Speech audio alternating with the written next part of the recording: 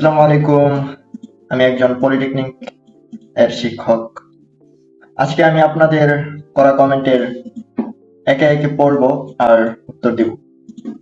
এই ভিডিওটা শেষ পর্যন্ত দেখলে আপনার ভর্তি সংক্রান্ত অনেক প্রশ্ন পরিষ্কার হয়ে যাবে। তাহলে চলো শুরু করি। ফার্স্ট একটা কমেন্ট যেটা নিচ্ছি, আমার জিপিএ 4.83। আমার জিপিএ অনুযায়ী কত নাম্বার পাবো? বাই জিপিএ 4.83 হলে আপনার ভালো জায়গায় চান্স হওয়ার সুযোগ রাখে। তবে ভর্তি পরীক্ষায় এমসিকিউ নাম্বার এখানে অনেক গুরুত্বপূর্ণ। যদি এমসিকিউতে 50 এর উপর পান তাহলে ভালো পলিটেকনিকে চান্স হবে। আর যদি বলতে যাই 4.83 জিপিএ অনুযায়ী 25 মার্ক আপনার থেকে পাবেন, নাম্বার থেকে। ওকে, পরবর্তী কমেন্ট যদি আমরা দেখি, আমার পয়েন্ট 3.69 আর আমার এমসিকিউ হয়েছে 40টা। মোট আমি কি ফরিদপুর পলিটেকনিক কম্পিউটার সায়েন্সে চান্স পাবো? আমার পয়েন্ট 3.69 আর আমার এমসিকিউ হয়েছে 40টা, তাহলে আপনার মোট পয়েন্ট দাঁড়াইতেছে 55 এর আশেপাশে। 55 এর আশেপাশে যদি পয়েন্ট দাঁড়ায়, আপনি কি ফরিদপুরে চান্স পাবেন কিনা?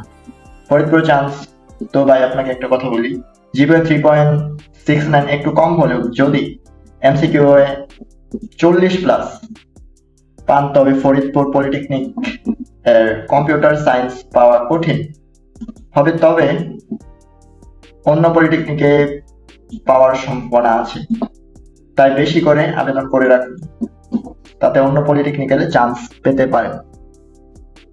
পরবর্তী কমেন্ট, আমি 45 পাবো, আমার জিপিএ 3.67। টাঙ্গাইলে পলিটেকনিকে চান্স পাবো? টাঙ্গাইল পলিটেকনিকে চান্স পেতে হলে যদি বলা যায়, ভাই জিপিএ 3.67 এর সাথে যদি 45 পান, তাহলে টাঙ্গাইল পলিটেকনিকে সিভিল, মেকানিক্যাল এর মতো টপ সাবজেক্টে চান্স পাওয়া কষ্টকর। তবে অন্যান্য ট্রেডে চান্স পাওয়ার সম্ভাবনা আছে। আশা করি বুঝতে পারছেন।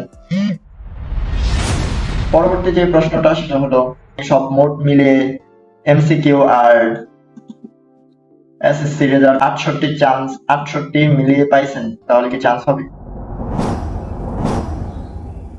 কৌশিক ভাই, 68 হলে তো চান্স হওয়ার কথা। তবে আপনার জিপিএ আর এমসিকিউ স্কোর মিলিয়ে যদি মোট কম হয়, তখন সমস্যা হতে পারে। ভয় পাবেন না, একাধিক পলিটেকনিক এ আবেদন করে রাখুন, চান্স হয়ে যাবে ইনশাল্লাহ। কমেন্ট 5 নম্বর কমেন্টে যেটা আমরা লক্ষ্য করা যায়, সব মিলিয়ে 75 পাবো, পাবনা পলিটেকনিক সিভিল এ চান্স পাবো? আসলে পাবনা পলিটেকনিকটা মোটামুটি বড় একটা পলিটেকনিক। মহিন ভাই, আপনাকে একটা কথা বলতে চাই, 75 পেলে অনেক ভালো চান্স আছে। সিভিল এর মতো জনপ্রিয় ট্রেড চান্স পাওয়ার সম্ভাবনা বেশি, ইনশাল্লাহ পাবেন। পরবর্তী যে 6 নম্বর কমেন্ট আমরা শো করছি সেটা হলো, জিপিএ 4.79 শেরপুর ময়মনসিংহে চান্স পাবো? তুর্য ভাই, আপনাকে একটা কথা বলতে চাই, জিপিএ 4.79 অনেক ভালো।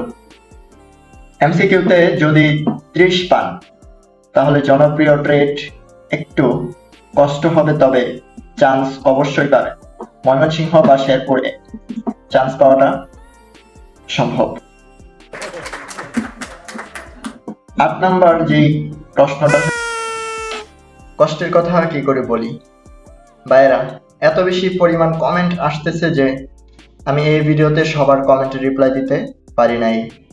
তাই কষ্ট করে সাবস্ক্রাইব করেছেন যারা, তাদের কমেন্টে নিয়ে আজকে রিপ্লাই ভিডিও বানালাম।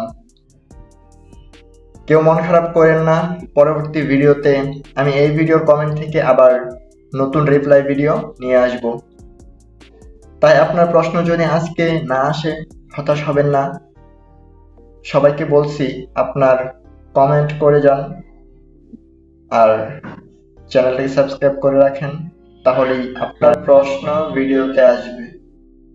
আর 24টা এমসিকিউ হয়েছে, এমসিকিউ 24টা হয়েছে। জিপিএ 4.79। ঢাকার কোন পলিটেকনিকে চান্স পাব? ঢাকার কোন পলিটেকনিকে চান্স পাবেন ভাই, একটা কথা বলি, কম হয়ে গেছে। তবে জিপিএ 4.79 ঢাকায় টপ সাবজেক্ট পাওয়া কঠিন, তবে ছোট পলিটেকনিকে চান্স পেতে পারেন। 9 নম্বর যেই কমেন্ট,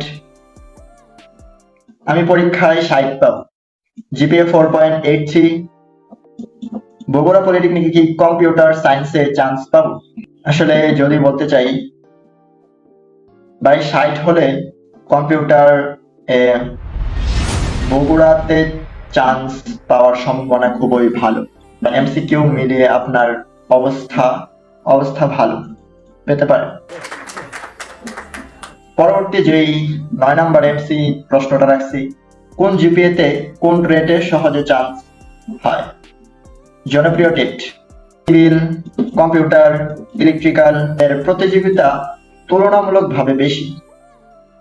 কম জিপিএ কম এমসিকিউ হলে কিভাবে চান্স বাড়ানো যায়?